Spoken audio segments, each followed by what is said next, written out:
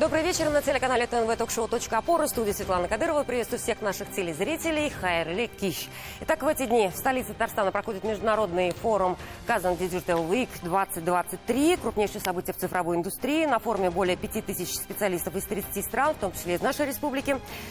Сегодня многие из участников этого форума выставки находятся в нашей студии. Вместе с ними сегодня попытаемся заглянуть в наше ближайшее будущее, посмотреть, что там за цифровым горизонтом, что за высокие технологии сегодня пытаются изменить качество нашей жизни.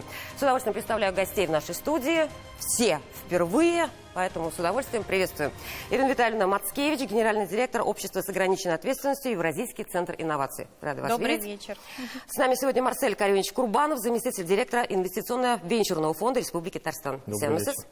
Олеся Олегович Балапкин, генеральный директор Карьера.онлайн. Рады видеть. Марина Владимировна Коренькова, директор проекта Проделека. Верно? Да, добрый вечер. Приветствуем вас. Георгий Олегович Терновский, генеральный директор общества с ограниченной ответственностью Видеофорс. Добрый вечер. Приветствуем. Сергей Николаевич Сарапулов, руководитель проекта «Эпит». Все верно. Добрый вечер. Во второй части программы к нам присоединятся еще участники. Я напоминаю, что мы работаем в прямом эфире. Прямо сейчас нас можно смотреть в группе ТНВ ВКонтакте. Эксперты могут выражать свою точку зрения кнопками на ваших пультах. Красный категорически не согласен, синий согласен, белый отношусь нейтрально. Начнем с результатов опроса нашей интернет-аудитории. В начале недели мы спросили, как влияют ли на вашу жизнь высокие технологии. Интернет-аудитория проголосовала так. 60% пользователей, большинство, ответили, что качество жизни с высокими технологиями изменилось круто. 0% заявили, до меня высокие технологии не дошли. 40% уверены, дедовские технологии ничего не заменят. Этот же вопрос мы адресуем зрителям. А вот я прошу сейчас экспертов прокомментировать некие немножко пессимистичные версии. То есть только недоверие, если дедовские технологии занимают 40% голосования интернет-аудитории. То есть даже не телевизионный, а более современный. Да, Ирина Витальевна. Вы знаете, наверное, просто уже наш зритель очень привык к тем технологиям, которыми они владеют ежедневно. И не замечают. И не замечают этих технологий, потому что за последние 5 лет в Российской Федерации уровень непосредственно сервиса для людей очень высоко поднялся. Это благодаря как раз IT-технологиям, которые внедрены во все сферы. И мы их просто не замечаем. Они для нас стали обыденными. Хорошо. Георгий Олегович, на ваш взгляд, пессимистична ли интернет-аудитория? Я могу сказать по себе, что если 7 лет назад я по выходным ездил в магазин, и это были мои выходные, то я вот за 2-3 года ни разу не был в магазине. Присоединяюсь к вам, я тоже. Или сейчас, если такси едет больше 6 минут, я такой, ну что так долго-то вообще, я 6 минут уже жду. Мне кажется, нас избавили новые технологии, поэтому... Сергей Николаевич, а когда вы последний раз были в магазине? Я бываю регулярно, но вообще, мне кажется, вот и 60% аудитории, и 40%, и те правы. То есть, с одной стороны, и дедовские технологии мы не отказываемся, да, как мы капусту квасили, теми же этими методами не будем туда квасить. Не дошли еще. Да, вот. И новые технологии приходят и меняют нашу жизнь, так что мы просто к проверенному старому добавляем еще новое и улучшаем жизнь. Хорошо, Марина Владимировна, на ваш взгляд? Я полностью поддерживаю, потому что настолько мы привыкли к нему, они улучшают качество жизни нашей ежедневной.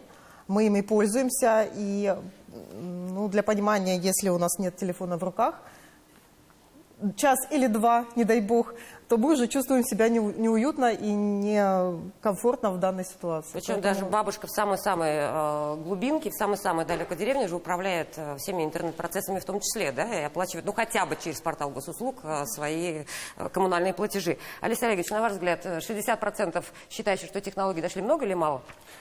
Вот у меня просто такой встречный вопрос. А когда проводился опрос, да, вот те, кто дедовские технологии поддерживают, они как голосовали-то, вот, не знаю, на дереве, на камне? На чем? На чем, да.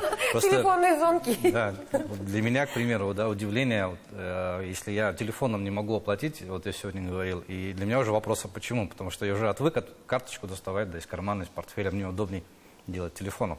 Поэтому... Технологии, они решают, они упрощают, экономят наше время. Это круто. Надо их применять. А время – деньги, да. Марсель Каримович.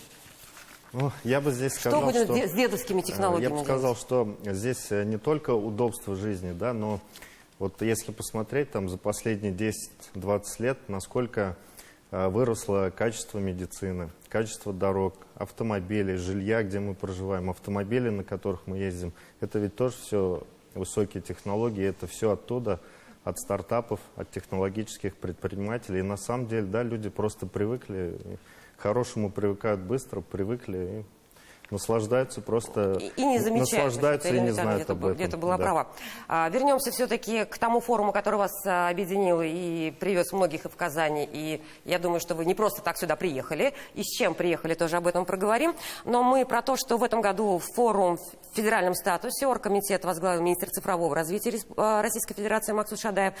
Он находится на форуме все 3 дня, будет находиться, что само по себе говорит о значении этого события. А вообще с видеоприветствием к форуму и участникам форума обратился премьер страны Михаил Мишустин. Предлагаю послушать и уже пойти к обсуждению. Все вместе вы предлагаете идеи по повышению технологического уровня отечественной экономики. Президент неоднократно подчеркивал, что цифровая трансформация должна охватывать каждую отрасль, предприятие, социальную сферу, систему государственного или муниципального управления, войти в жизнь каждого человека и каждой семьи. Для выполнения такой задачи надо, конечно, внедрять самые современные собственные платформенные решения, программное обеспечение, телекоммуникации, наращивать вычислительные серверные мощности, развивать микроэлектронику, робототехнику, современную энергетику и транспорт. Ну и, конечно, совершенствовать сектор информационных технологий для создания продуктов под конкретные производственные и социальные задачи. Считаю, что для этого у нас есть все необходимое. И хороший опыт, научный потенциал, талантливые кадры и соответствующие ресурсы. Нужно только активнее их использовать. Правительство принимает меры, чтобы сформировать максимально комфортные условия нашему бизнесу в этой сфере. Ну, хорошее заявление, все понятно для чего, кто из вас работает, понятно, какие цели, и пытаются вам помочь, и проблемы тоже сегодня мы обсудим. Как мы уже говорили, раньше все-таки высокие технологии был космос, сегодня это и школьные дневники в том числе. Почему приехали на этот форум? Я сейчас вот к участникам, наверное, в большей степени, к тем, кто представляет сегодня свои проекты на выставке. Марина Владимировна, что на этом форуме? Чего хотите? На этом форуме, как и на аналогичных мероприятиях в Татарстане, на самом деле есть много возможностей, которые вот в доступности бери и пробуй, и эксплуатируй, да, что называется. Вопрос больше в том, что есть регионы, в которые хочется приезжать, в них есть поддержка, в них есть ответная реакция на идею, в том числе, даже когда она на уровне идеи. А когда есть продукт, с которым действительно еще и уже можно внедриться, то тут 2 руки тебя поддерживают, ведут, и все флаг в руки, что называется, потому что, ну, на самом деле, не во всех регионах. Мы приехали сами из Краснодара, мы также представлены в Москве, но на самом деле вот именно отклик в Татарстане, да, наибольший. Да, разработать чуть позже, Сергей Николаевич. Вы чего хотите от форума? Ну, мы приехали заявить о своей технологии, продемонстрировать, большим людям осветить, потому что вот мы занимаемся 3D-печатью, и хотя вроде бы на слуху уже больше 10 лет это вся технология, уже там и в школах, да, внедряется и прочее, но до сих пор мы сталкиваемся с тем, что многие люди вообще не представляют, что это за процесс и какие возможности он дает, поэтому вот большим людям рассказать, показать и продемонстрировать возможности. Олеся Олегович, а у вас какая задача? Не, понятно, это задача у всех стартапов, понятно, на одна. Воплотить идею в жизнь. Это знакомство, форум, это контакты, это партнерство, это возможности для масштабирования, рассказать о том, что мы делаем, как мы делаем, и развиваться все вместе. До единорожки. Да. Да?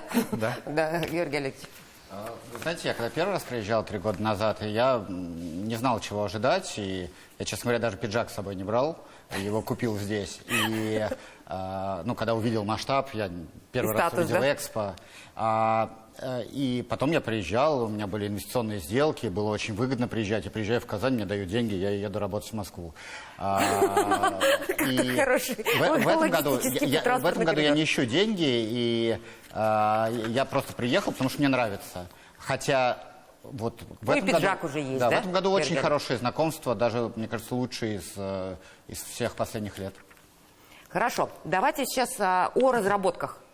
Если можно, коротко, вот давайте начнем, у кого есть что показать особенно. Сергей Николаевич, это вы сказали по поводу 3D-печать, да, про которую мы ничего не знаем. Итак, что вы сегодня презентовали? Чем вот эта история, что там у вас, да, вот я вижу какие-то там штучки, да? Да, как сегодня... они могут изменить жизнь, в общем-то, простого человека к лучшему? Ну, в первую очередь я расскажу вообще, что мы представляем. Да? Мы разработчики инновационного 5-осевого 3D-принтера. Вот, как я сказал, уже 3D-печать не новая, но в сравнении с традиционным существующими принтерами наше оборудование обладает поворотно-наклонной платформой, что расширяет возможности для пользователей и сокращает затраты. Вот просто продемонстрирую, как это делает обычный принтер. Вот эти синие элементы, которые мы видим, это все технологические отходы, это все затраты материала, времени печати. И это те вещи, которые необходимо после печати удалять. Они нужны только для процесса выращивания деталей. Наш же принтер за счет поворотно-наклонной платформы может позиционировать детали различным образом, и вследствие чего мы печатаем без вот этих технологических отходов, но, соответственно, облегчаем жизнь потребителям и сокращаем затраты на материал. А что это в целом за изделие? Это изделие в основном промышленного назначения, то есть сейчас в существующей реальности первостепенная задача нашего оборудования – это оснастить предприятие, обеспечить запасными частями для импортного оборудования, которые сегодня недоступны. Ох, как актуально. Да, очень. Да. Георгий Олегович, с чем вы приехали? Что презентуешь, что из себя представляет ваш стартап? У меня стартап VideoForce. Это стартап, который имеет перспективу, мне кажется, в ближайшие 3-5 лет. Мы начали в ковид, когда закрылись торговые центры, и наши клиенты, у нас было очень много мебельных клиентов, они говорят, а как продавать? Георгий, как продавать? И мы говорим, по видео. Вы откроете, сидите в своем магазине, по видео вам позвонят, вы расскажете по диван, посидите, расскажете, в чем отличается диван за 30 тысяч, диван за 50 тысяч. Торговые центры, слава богу, открыли. Но вроде же способы-то были. Да, торговые центры, слава богу, открыли. Но при этом, вот вы, Светлана, когда последний раз диван покупали? Собираюсь, хорошо. Собираетесь? Собираюсь, давайте так скажем. Я вам сочувствую и рекомендую пользоваться видеочатами, потому что вам придется объехать очень много магазинов, чтобы выбрать. Нет, но у меня же при этом есть условные мессенджеры, я не знаю, могу позвонить через еще не запрещенный WhatsApp, да, его помиловали тут на форуме на Казан Digital Week. То есть у меня есть какие-то другие... В чем фишка-то такая?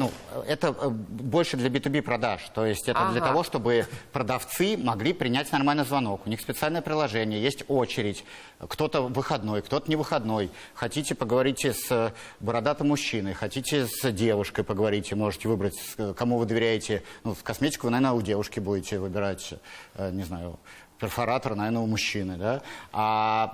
И это просто удобнее, вы экономите время, не ездите во все магазины, а ездите только в магазин, когда вы уже там более-менее определились. То есть уже только забрать диван, в общем. Уже точно, сесть и сказать, да, это он. Хорошо. Алексей Олегович, что у вас? У нас платформа цифровой профориентационной диагностики школьников с 8 по 11 класс.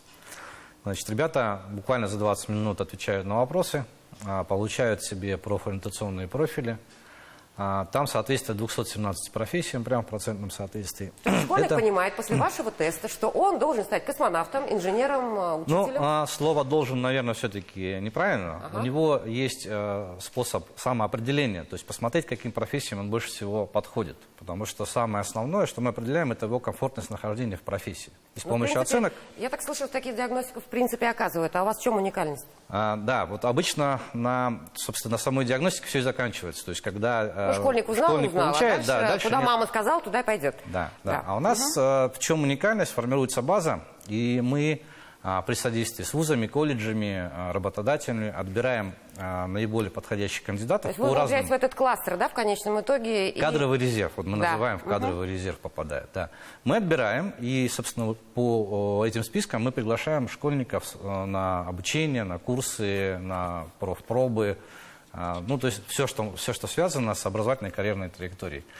И платформа дает равную возможность любому быть замеченным крупной компанией. В общем, это некое ЕГЭ тоже в профориентации, да? То есть, ЕГЭ является определяющим. Ну, условно, да? Да, То есть, да, вот, если- да. В принципе, Вот. очень актуально в связи с кадровым дефицитом по всей стране, причем во всех отраслях, по-моему, на всех предприятиях в том числе. А можно немножко все-таки Да, добавлю коротко еще только в конце? буквально, ага. Да, вот самое все-таки важное. Дело в том, что мы под скажем, заказ региона, под заказ муниципального округа можем определять тех, которые нужны региону, да?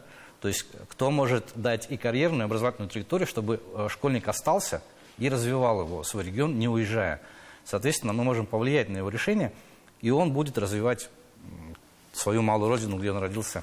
Вот это одно из основных. Хорошо, интересно, Марина Владимировна, что у вас? Да, У Светлана, вас там тоже спасибо. У какая-то нас, квадратная штучка? Квадратная штучка, которая на самом деле мало кому понятна, но это Так. классический пример импортозамещения и российского производства, в данном случае контроллеров. То есть это все, что касается цифровизации, автоматизации. Для понимания, в умных домах, наверное, это самый понятный будет пример. Если нужно автоматизировать шторы или там включить свет по какому-то сценарию Эта пребывания. коробочка поможет. Эта коробочка тоже поможет, и не только в этом.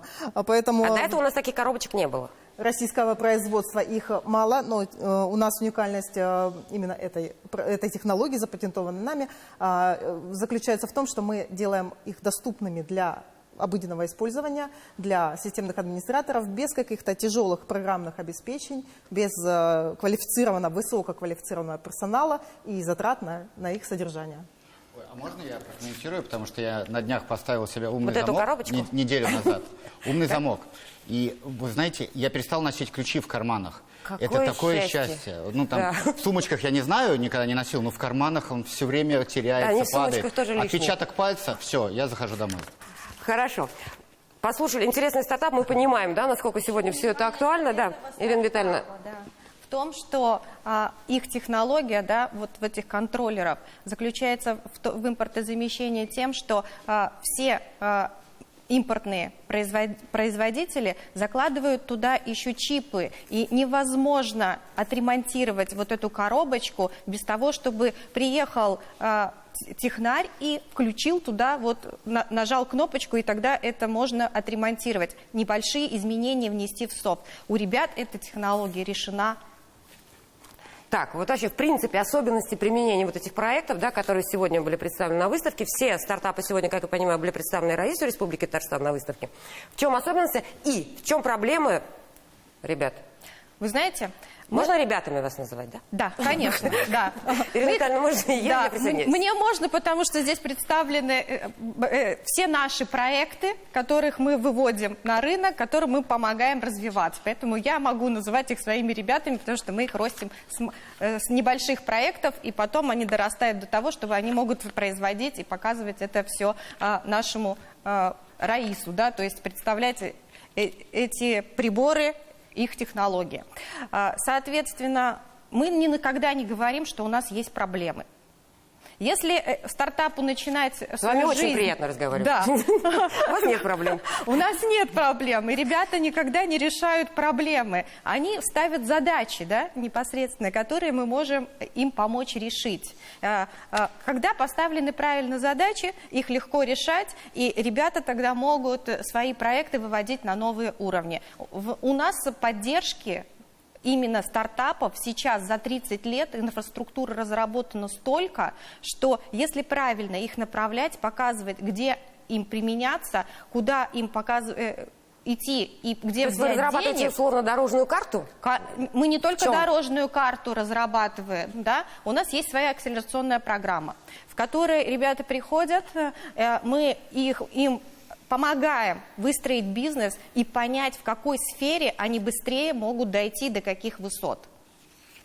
Соответственно, и работаем непосредственно с самим проектом, да, не просто какую-то обучающую, как мы привыкли, что программа акселерации – это программа обучения, Ну да, а мы 3 месяца даем прошло. им непосредственно работу с их точечным бизнесом. Наши эксперты им помогают понять, куда им лучше стремиться и как быстрее дойти до единорожки.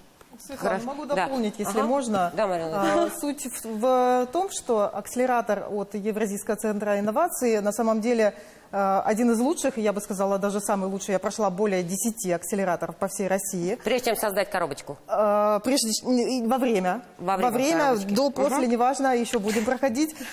Суть в том, что квалификация экспертов, которые привлекаются на проекты, это выше всех похвал, потому что на самом деле есть с чем сравнить.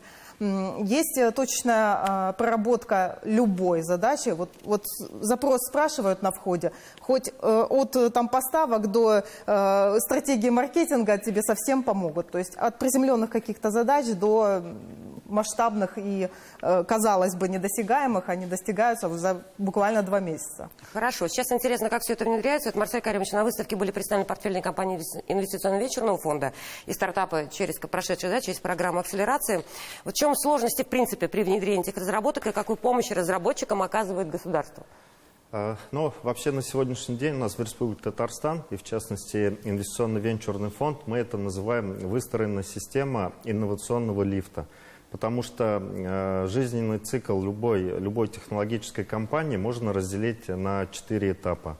И на каждом этапе присущи свои меры поддержки, свои инструменты финансирования. И очень важно, чтобы на каждом этапе инструмент был использован правильно. Потому что если, например, на стадии стартапа стартапер, технологический предприниматель возьмет кредит, да, соответственно, если потом у него какое-то время не будет выручки, это может плохо для него закончиться. И поэтому очень важно, что правильный инструмент, и в Республике Татарстан у нас на сегодняшний день представлены все эти инструменты. Я кратко пройдусь прямо по этапам. На первом этапе это когда у стартапа появляется идея, он начинает заниматься интеллектуальной собственностью.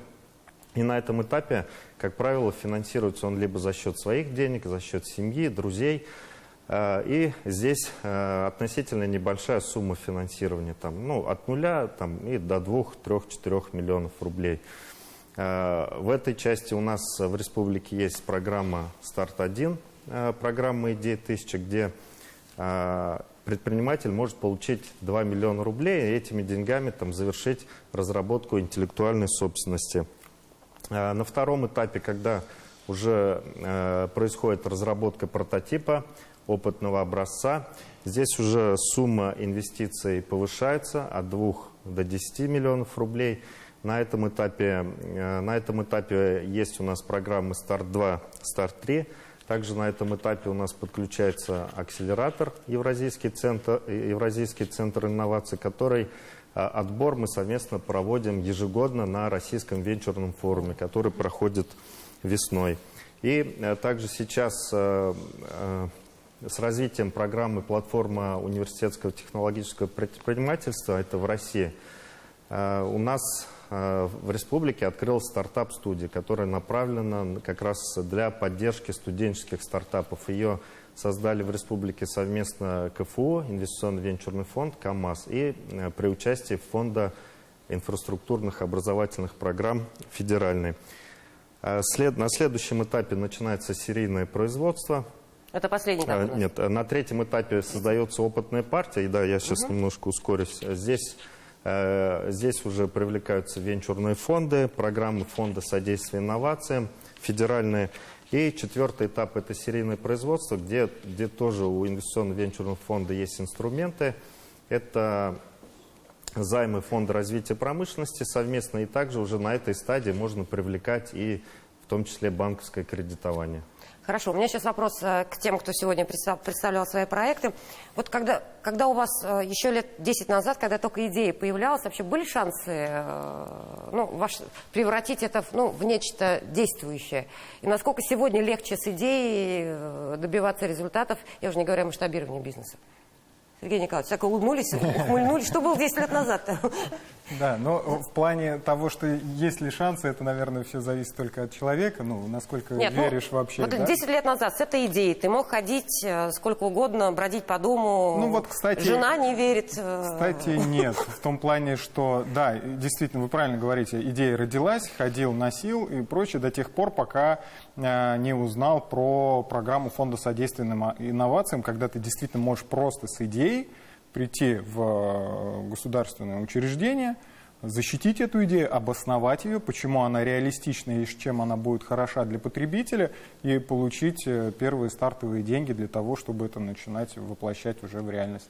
Так что вот, не 10-6 лет назад это уже работало, это уже было.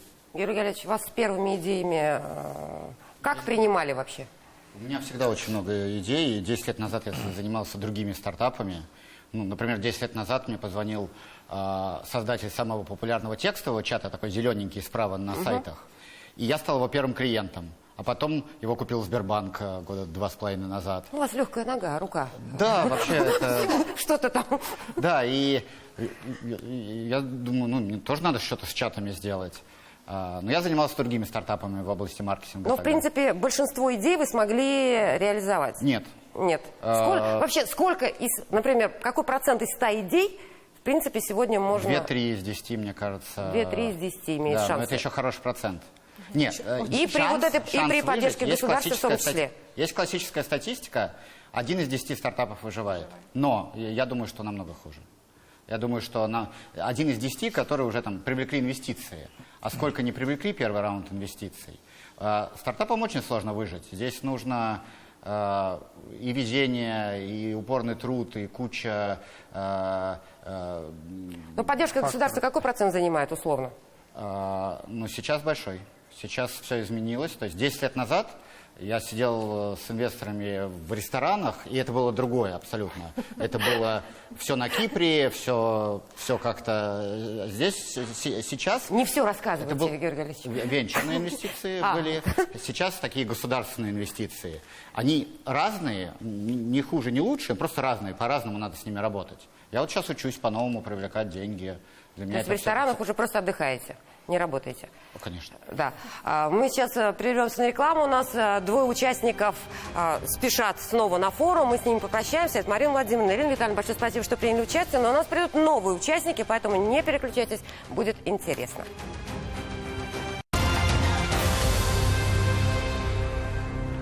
Итак, мы продолжаем обсуждать в ток-шоу «Точка опоры» высокие технологии. Какие тренды сегодня есть. Участники сменились, 2 у нас новых. Я их с удовольствием представляю. Адель Ильшатович Гелазиев, исполнительный директор общества с ограниченной ответственностью, Евразийский центр инноваций. Здравствуйте. Рада вас видеть. И с нами сегодня еще одна прекрасная дама, Елена Валерьевна Панкова, заместитель генерального директора общества с ограниченной ответственностью НТО «Пересвет». Добрый вечер. Вот сразу и вопрос. С чем Пересвет сегодня в Казани? Что представляли на форуме? Насколько я понимаю, достаточно востребованное приложение. Да. На форуме мы представляли систему личной безопасности «Пересвет». В настоящее время проходят испытания этой системы совместно с Росгвардией. Система ориентирована в настоящее время на работу с бюджетными учреждениями. Но, например, в Республике Татарстан, в городе Казани, в 2 школах сейчас проходит тестирование. У педагога есть возможность точно так же вызвать помощь, как и у человека, который сидит в охране. То есть в мобильном приложении... То есть вместо вот этой тревожной кнопочки и так далее. У каждого учителя есть своя. Да, это та самая тревожная кнопочка, которая очень доступна. И при нажатии вызов моментально направляется в Росгвардию. Службы Росгвардии, соответственно, реагируют. И... Интересная такая вишенка на торте, то, что одновременно уходит оповещение всем педагогам об опасности. Не только оповещение, но и инструкция о том, как себя вести. Опасность может быть совершенно разной. Это и массовые драки, и человек с оружием. Все что угодно. Можно ли говорить о том, что вот эта разработка условная избавит нас от той охраны, которая сегодня, в принципе, недостаточно эффективна? Скажем так, эта непосредственно разработка направлена на то, чтобы дополнительно усилить службу вот такой вот по безопасности. Это в дополнение, но не взамен ни в коем случае, потому что стационарная кнопка, она должна быть и она будет. Но в случае, когда у человека, допустим, у охраны нет возможности нажать на эту кнопку, и может это сделать тот педагог, который... Я говорю просто про педагогов только потому, что сейчас у нас эксплуатационные испытания идут в школе. Да. И поэтому здесь возможность у каждого будет вызвать охрану. Хорошо, спасибо. Вот сейчас говорили о том, что в завершении первой части программы, о том, что со стартапами, не все выживают и так далее, и так далее. Но, в принципе, вот тут Евразийский центр-то у нас говорит, что проблем нет. А все-таки какие ключевые проблемы сегодня есть у стартапов? Кто? У нас, проблема, наверное, не очень правильное слово. Мы идем часто с закрытыми глазами. Мы не знаем, что будет на следующем шаге. То есть мы, когда сделали стартап, мы думали, вот мы сделаем приложение, поставим его, все будет легко. Разговаривали с генеральными директорами. Им все нравится. У нас все покупают.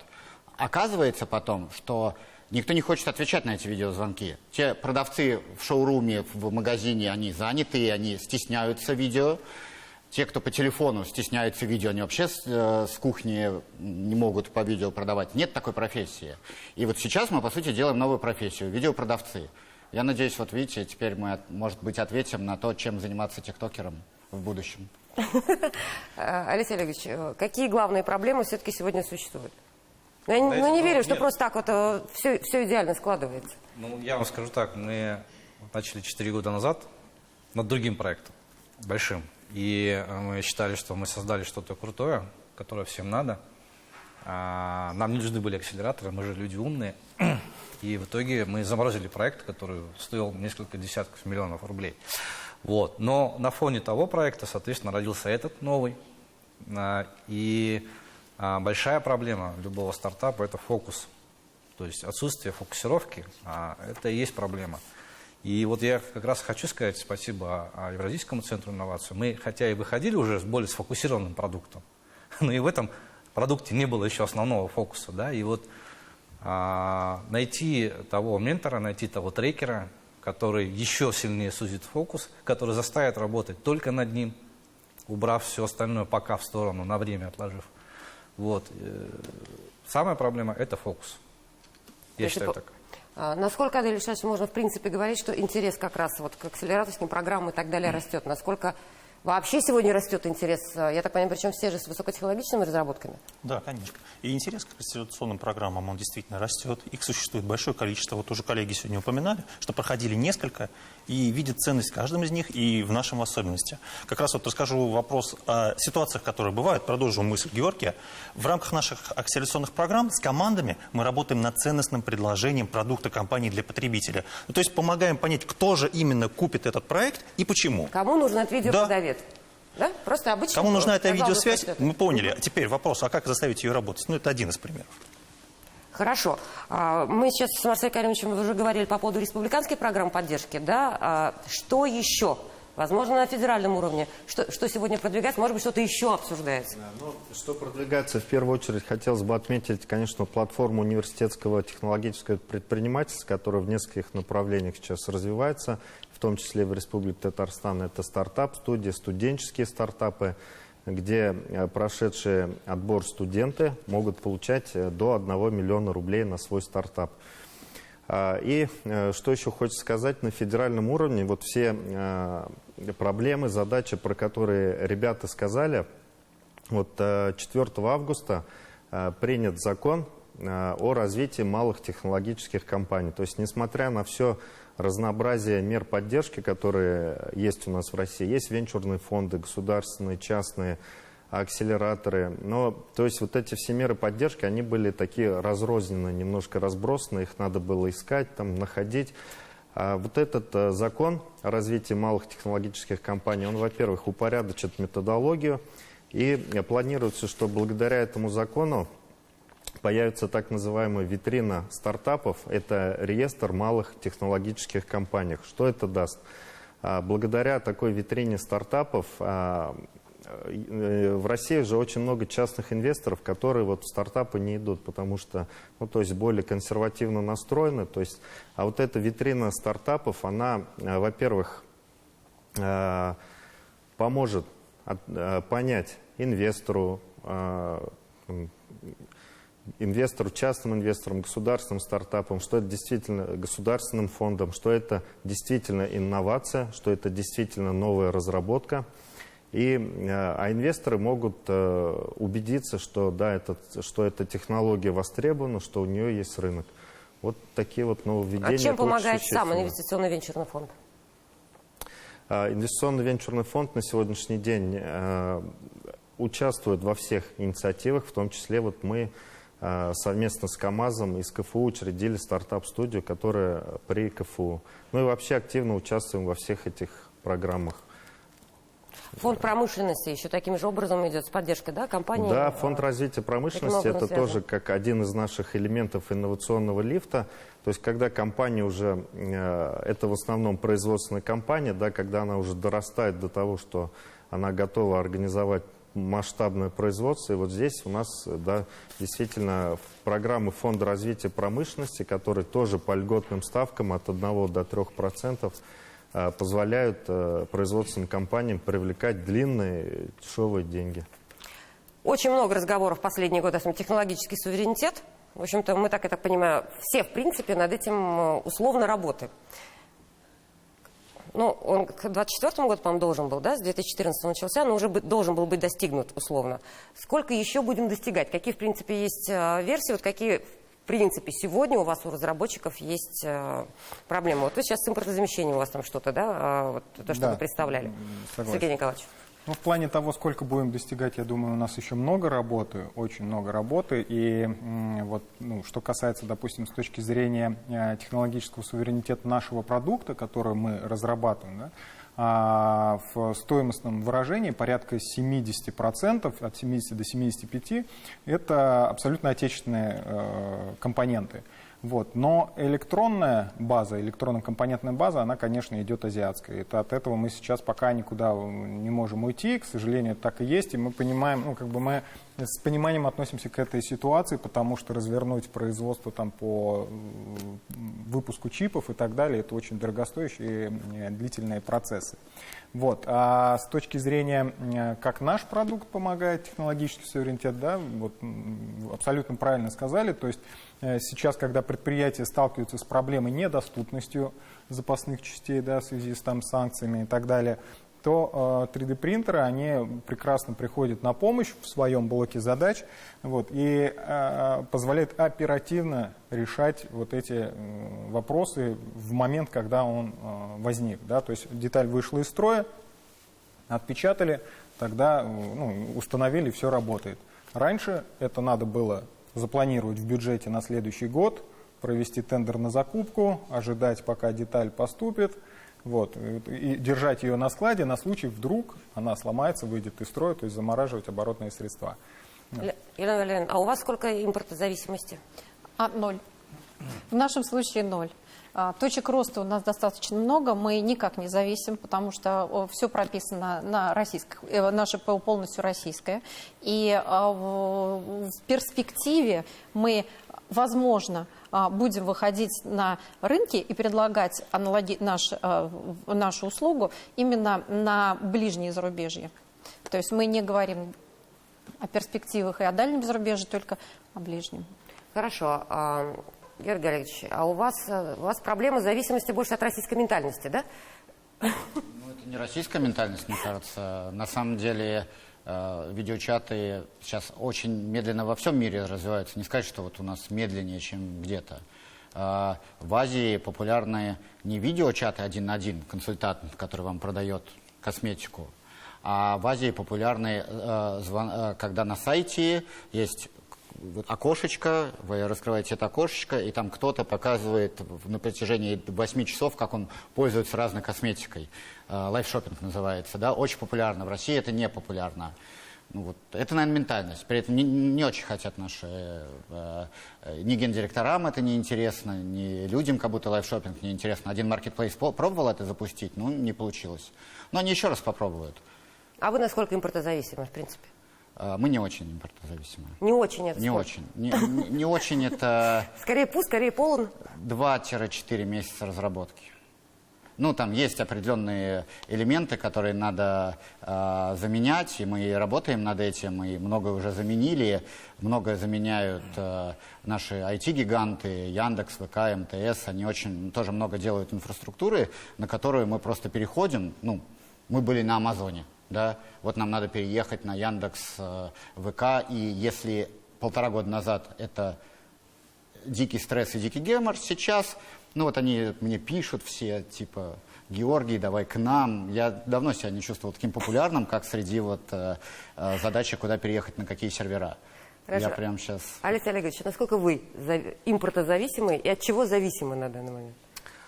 Ну, импортозависимы, наверное, только в северной части да, от которого все зависят. Мы на Яндекс.Клауде, вот, как у них там, собственно, с их мощностями. А с нашей стороны нисколько независимы.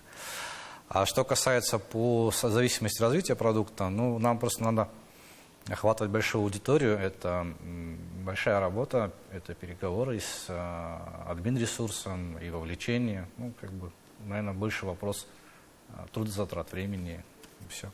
Хорошо. Адель Ильшатович, в принципе, сегодня по приходящим к вам, да, с перспективами, с идеями и так далее, какой процент, в принципе, это высокотехнологичных производств? Как меняется, если посмотреть в разрезе на стартапы, которые были там 10 лет назад и какие сегодня?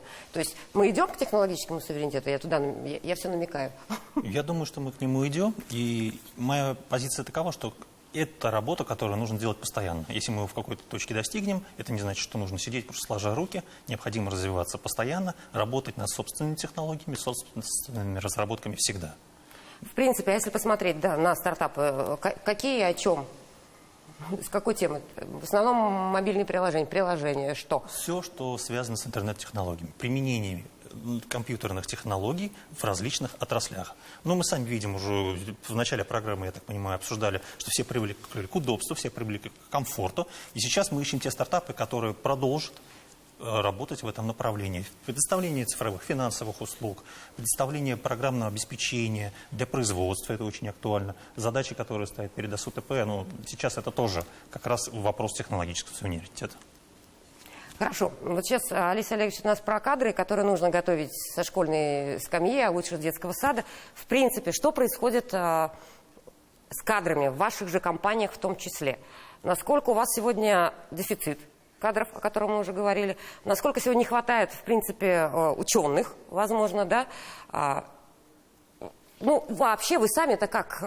Вы сами-то как пришли? То есть вы управляете процессом или вы абсолютно внедрены в его создание? Да. Я нахожусь в том ресурсе, где идет управление процессом. Да? А что касается кадров, у нас нет проблем с кадрами для разработки нашего приложения. Откуда они? Где берете? Эти кадры, собственные кадры, мы нанимаем, у нас в найме, и кто-то в штате работает. Поэтому в этом плане хорошо. Я хотела сказать другую проблему, другую проблематику, которая она существует в принципе. Дело в том, что наша разработка касается безопасности. Безопасности в том числе, вот сейчас мы работаем, допустим, с бюджетом, но в том числе такая существует проблема и в бизнесе, когда уже некому охранять торговые центры, когда нет людей, которые могут достойно, скажем, защитить какое-то производство, потому что, ну, нехватка этих кадров. И поэтому вот наше конкретное решение... Вы как раз сейчас сыграете на вот этом дефиците кадров. Вот понимаете, у нас так получается, да, очень вовремя этот продукт, он внедряется, потому что вызвать помощь гораздо проще, чем обеспечить рядом там одного или двух сотрудников, которые будут эту помощь оказывать, если вдруг что-то произойдет. То есть вот наше мобильное приложение, оно и предназначено для того, что вот в момент дефицита такого кадрового, именно там с силовиками проблема, ну, не совсем с силовиками, а с проблемой с теми, с кем кто осуществляет сейчас вот эту вот деятельность в частных охранных организациях, очень не хватает кадров. Поэтому наше приложение сейчас востребовано в том числе и в бизнесе. Затряслись ЧОПы на той стороне экрана. Сергей Николаевич, а у вас явно есть проблемы, да, с кадрами? Безусловно. С чем конкретно, кого не хватает и как решаете эту проблему? То есть кроме идей... Вот сейчас в студии мы остались единственный проект, кто и программную часть разрабатывает, да, и непосредственно что-то физическое выпускает. Да, и мы собрали для себя проблемы и тех, и других проектов, и тех, кто физический, и тех, кто программный. Поэтому действительно кадровый дефицит мы очень остро ощущаем, как с точки зрения сотрудников, которые непосредственно должны собирать эти продукты, да, 3D-принтеры, тем более, что наш проект из Набережных Челнов, там очень большое количество производственных предприятий и очень сильная конкуренция за сотрудников. Вот. Второй момент, который, я думаю, будет свойственен не только нам, это то, что подготовка кадров не поспевает пока за развитием технологий. Да? То есть вот мы 3D-печатью занимаемся, нам нужны операторы 3D-принтеров, люди, которые умеют с ними работать. А их где-то готовят? Нет. Их нет. То есть сейчас специального профессионального образования у нас нету, да, то есть ПТУ Нет, и так оно далее. есть, но там этого нет, да? То есть Да, там нужно этого менять нету, специальность. И уже избитая тема, вопрос популярности, да, профессии и так далее, что даже люди, которые околоцелевые выпускаются, они считают, что работать на заводе, приходится вот с молодежью общаться, да, они считают, что на заводах работать это не престижно, это не классно, я лучше пойду диваны продавать по видеозвонкам. Вот. Увы, так. Отправляйте ко мне каждого. Он научит продавать диваны по видеочатам. В принципе, вы готовите, сейчас минутку, да, Георгий Георгиевич, вы в итоге находите человека и его обучаете в своей компании? Мы в итоге находим людей, которые, как сказать, энтузиасты, которые болеют этой тематикой, может где-то как-то вот благодаря это про команду школе. же, да, то есть нужно собрать, в принципе, еще и квалифицированную. Да, и это очень тяжело. То есть, когда это штучные люди, это еще как бы вот в команду сформировать получается. А когда тебе надо масштабироваться, да, и их надо вот ряд таких, это, конечно, уже тяжелая проблема. Георгий Георгиевич, да. К вам отправят. Да, договорились. я на самом деле хотел сказать, что да не то чтобы люди в обычные продажи идут, потому что сейчас у обычных продавцов, мы же много, у нас клиенты, мы с ними общаемся, у них свои проблемы. У них продавцы уходят курьерами, потому что сейчас развивается логистика, заказы привозят за 15 минут, курьеров не хватает, очень не хватает, потому что резко выстрелила отрасль, не набрать столько курьеров. Соответственно, они поднимают зарплаты, продавцы такие, я лучше пойду курьером поработаю, потому что у меня там зарплата У меня такое больше. ощущение, что все в курьерах сегодня. А? Все в курьерах у меня такое ощущение. Да, сейчас так. Сейчас там успокоится. Такси же тоже так было лет 5 назад. А сейчас уже там, стабильнее. Хотя тоже, я же говорил, за 6 минут приезжает, а не за 4. Это же из-за этого. И дальше будут какие-то новые профессии, которые изменят мир. Вот, например, оператор 3D-печати, мне кажется, надо уже в вузах этому учить, потому что, как будто уже пошло. Или промпт-инженер. Вот я искал промпт-инженера недавно на сайтах вакансий, ни одного нету. Уже нужны промпт-инженеры. Кто это? Это те, кто дает задачи искусственному интеллекту. Для того, чтобы формирует задачу искусственному интеллекту, чтобы искусственный интеллект решал задачи правильно. И это намного быстрее решает кучу задач. И с контентом, и с описанием карточек товара для маркетплейсов. Сейчас же все на маркетплейсы пошли. Нужно карточки товара делать. Почти половину этих карточек товара, не половину, ладно, 3%, я что-то перегнул. Сделано искусственным интеллектом уже, конечно. Потому что не надо платить кому-то 100 рублей за карточку, можно просто написать. Хорошо, Алексей Олегович, что с кадрами в вашей программе по профориентационной подготовке? На самом деле кадры нужны, да, мы тоже Кого не хватает? Вот реально. Знаете, дело в том, что у меня сейчас такая сложилась ситуация, история интересная. У меня нет ни одного человека, которого бы мы искали по объявлению. Все приходили сами. То есть как-то иначе, касаясь проекта, приходили из разных областей. Мы хотим работать в проекте. И поэтому мы не ищем как таковых. Но мы начинаем сейчас активно масштабироваться, мы понимаем, что рост задач большой, но пока мы, собственно, сами через себя не пройдем вот этот бизнес-процесс до конца, чтобы его передать дальше, да, мы как бы с этим относимся осторожно. Поэтому мы сейчас выбрали стратегию больше самим работать в данный момент, чтобы потом проще было передать наш опыт. Поэтому кадры нужны, но мы пока не ищем. Хорошо.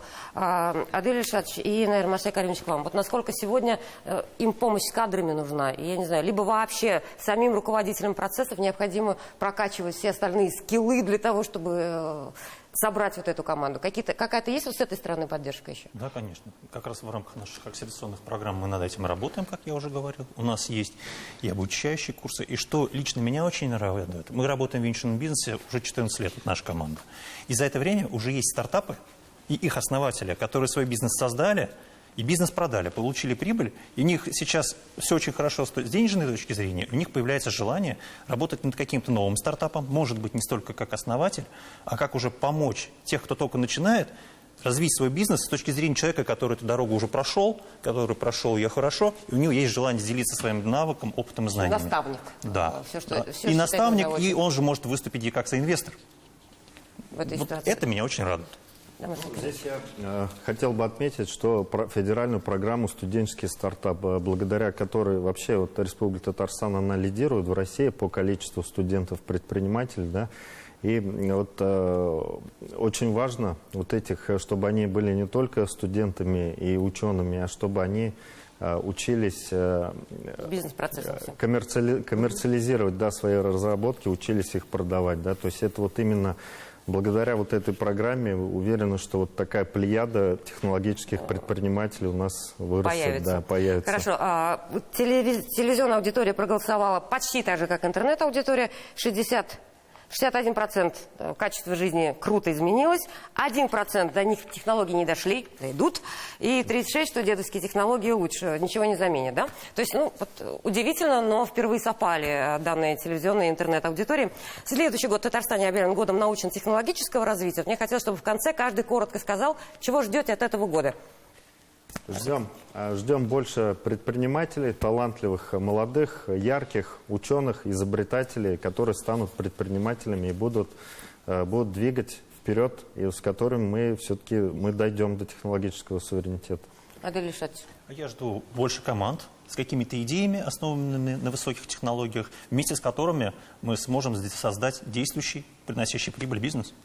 Елена Валерьевна, а вы чего ждете от Татарстана? Тогда уже... В первую очередь я хотела поблагодарить и РАИС Республики Татарстан, и Министерство цифрового развития Республики, естественно, Евразийский центр инноваций, потому что Росгвардию однозначно, Главное управление Росгвардии, да, всех коллег, с кем мы работаем, потому что нам, конечно, в этом году дали серьезный такой, дали толчок, в том числе с прохождением нашего акселератора, где мы участвовали, и здесь следующий год у нас уже, наверное, пойдет то развитие, на которое мы были изначально ориентированы. Вот благодаря той команде, которую удалось сложить, собрать, следующий год, я думаю, что для нас будет знаковым годом и внедрение нашего продукта, естественно, масштабирование и развитие. Спасибо, Сергей Николаевич. Чего ждете? От следующего года? Да. Я, пожалуй, жду больше смелых управленцев. Поясню. Раньше, да, ну, некоторое количество лет назад, 2-3 года назад, управленцы крупных корпораций боялись инноваций. Лучше пускай будет все стабильно, ничего не трогай, все и так работает. Сейчас ситуация вызывает необходимость привлекать новые инновации, суверенитет развивать технологически и так далее. Вот я жду больше таких смелых управленцев. Олеся Олегович. Мы, наверное, ждем историю успеха от детей, которые с нашей помощью смогли построить свою образовательную карьерную траекторию, чтобы они рассказали, что достигли. Наверное, этого. И стали смелым управленцем, да, как говорит Сергей Николаевич? И направил. Да, Георгий Олегович, а вы чего ждете от года научно-технологического развития в Татарстане? Вы знаете, мне кажется, с точки зрения организации всех мероприятий, Татарстан уже там несколько лет на первом месте. С точки зрения наполнений, мне кажется, 3-е, 4-е место. Я очень много езжу по разным конференциям по России. И вот хочется, чтобы уже там поборолись за первое место по наполнению, по контенту, по нетворкингу. Да? Уже вот сейчас уже хорошо, может, уже вот у меня же рейтинг не настоящий такой где-то в моей голове, да? Может быть, уже 2-е. Хорошо, спасибо, Олеся Олегович. Георгий Олегович, я благодарю всех участников, кто пришел сегодня в программу. Пусть все получится, реализуется, новаций, управленцев, успеха и хороших, замечательных деток. Всего доброго, до свидания.